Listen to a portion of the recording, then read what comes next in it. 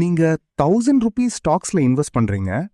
கொஞ்ச நாள் அப்புறம் அது 1200 ஆகுது.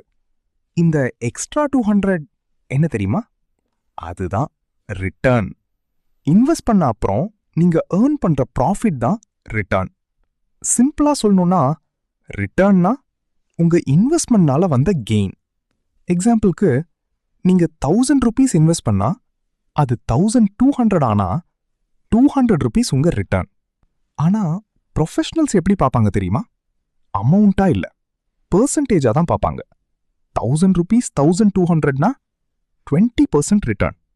பிரைஸ் மேல போனா பாசிட்டிவ் ரிட்டர்ன், பிரைஸ் கீழே போனா நெகட்டிவ் ரிட்டர்ன், லாஸ். ரிட்டர்ன்ல ஒரு முக்கியமான விஷயம் டைம். ஷார்ட் டேர்ம்ல ஃப்ளக்சுவேஷன் இருக்கும், லாங் டேர்ம்ல growth வரும். ஸோ ரிட்டர்ன் பார்க்கும்போது ஜஸ்ட் அமௌண்ட் பார்க்காதீங்க, எவ்வளோ பெர்சன்டேஜ் ரிட்டர்ன்னு பார்க்கணும். குவிக்கா ஹை ரிட்டர்ன் வேணும்னு ட்ரை பண்ணா ரிஸ்க்கும் அதிகமாகும். ஸோ பிகினர்ஸ் ரியலிஸ்டிக்கா எக்ஸ்பெக்டேஷன் வச்சுக்கோங்க, லாங் டேர்ம் ஃபோக்கஸ் பண்ணுங்க. ஆனா லாங் டேர்ம் இன்வெஸ்டிங்னா என்ன? அதை நெக்ஸ்ட் வீடியோல சொல்றேன், ஃபாலோ பண்ணுங்க.